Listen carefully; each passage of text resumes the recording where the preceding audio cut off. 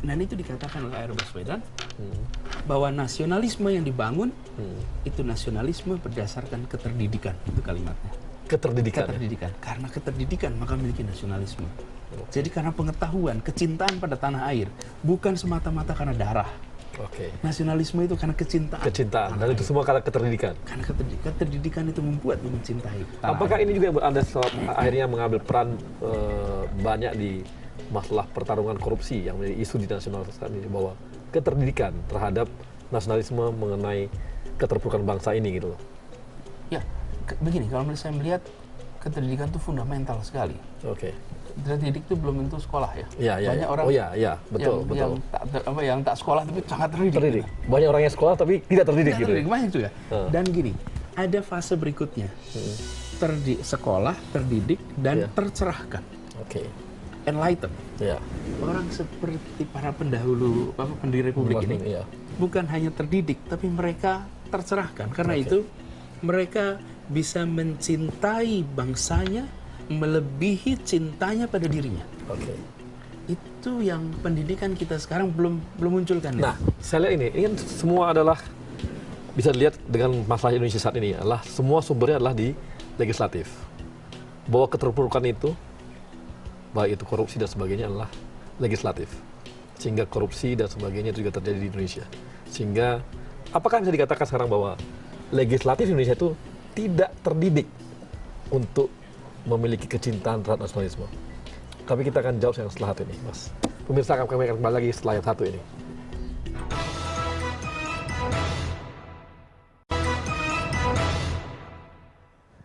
Kembali lagi di One on One bersama Mas Anies. Mas Anies, tadi bahwa kita bicara mengenai keterdidikan, bahwa orang mengakui sebuah nasionalisme itu berangkat dari keterdidikan. Kecintaan terhadap bangsa itu adalah karena keterdidikan.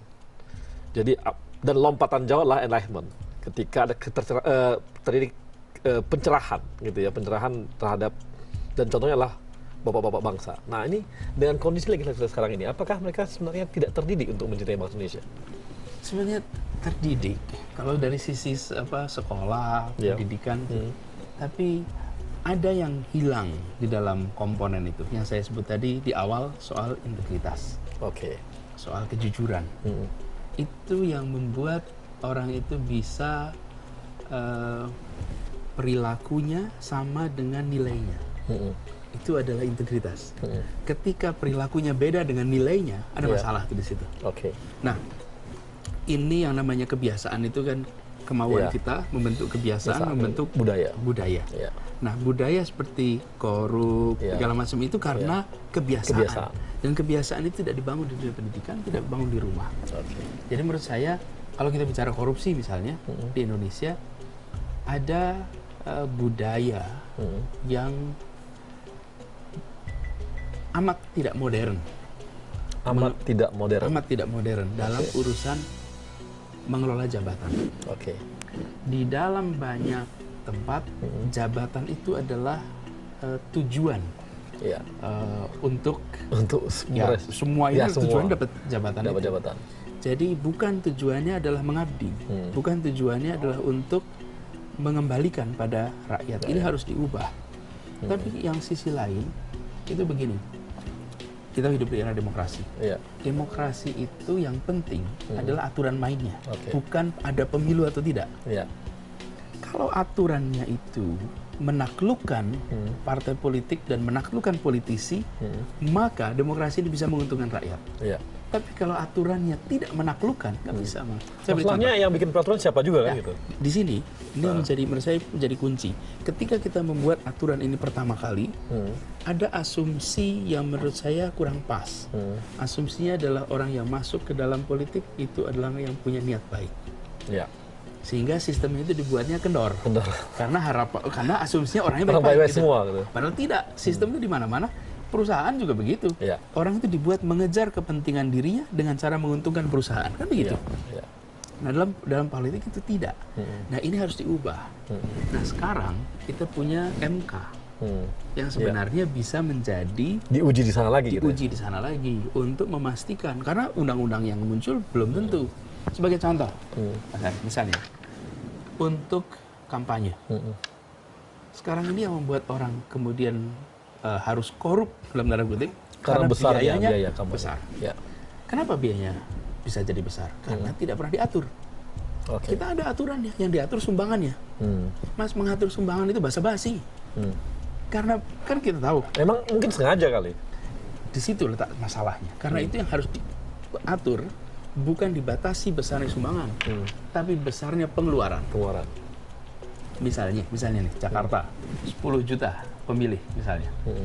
Sebutlah biaya per pemilih untuk kampanye Rp1.000 misalnya, atau Rp2.500. Sudah berapa ya?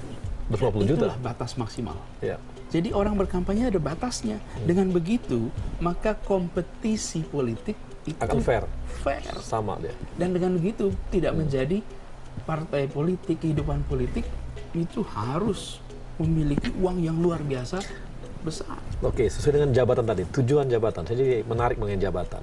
Yang terakhir adalah ketika Mas Anies menjadi ketua tim etik ya, untuk ke KPK. Komite etiknya. Komite etik. Ketika Anda masih berada di posisi sebagai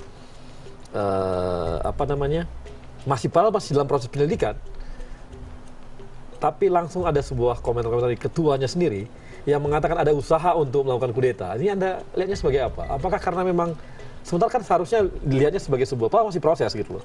Tapi ada ketakutan bahwa ini adalah ada usaha kudeta terhadap ketua KPK. Apakah ini kembali lagi bahwa ini adalah kejar jabatan atau apa gitu? Di sini nomor 1, komite etik itu dibentuk oleh pimpinan. Iya. Jadi pimpinannya yang membentuk kita. Iya.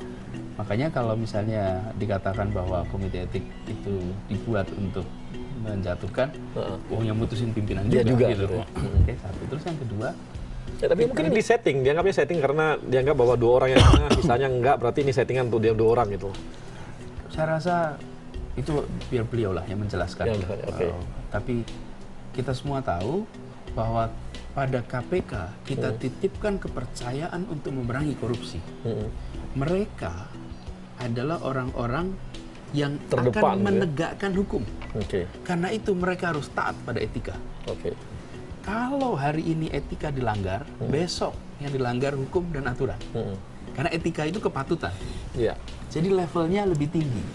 Nah, kita ini berharap mereka-mereka yang berada di KPK itu menjaga standar moral, standar etik yang tinggi. Jadi ketika dilihat ada potensi masalah,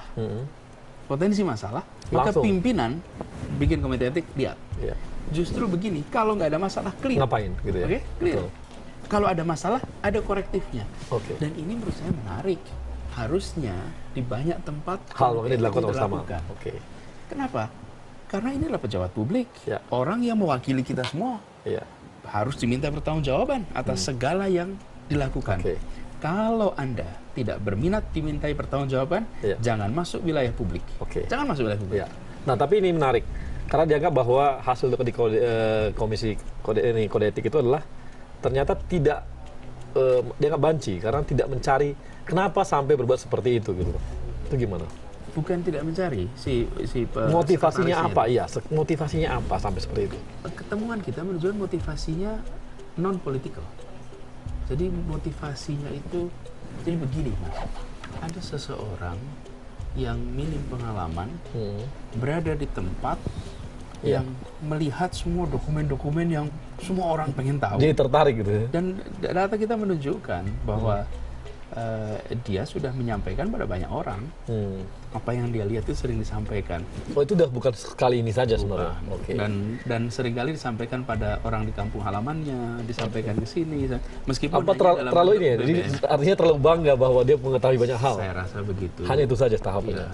Nah, cuman yang terakhir ini karena sampai ke wartawan itu sehingga menjadi mencuat.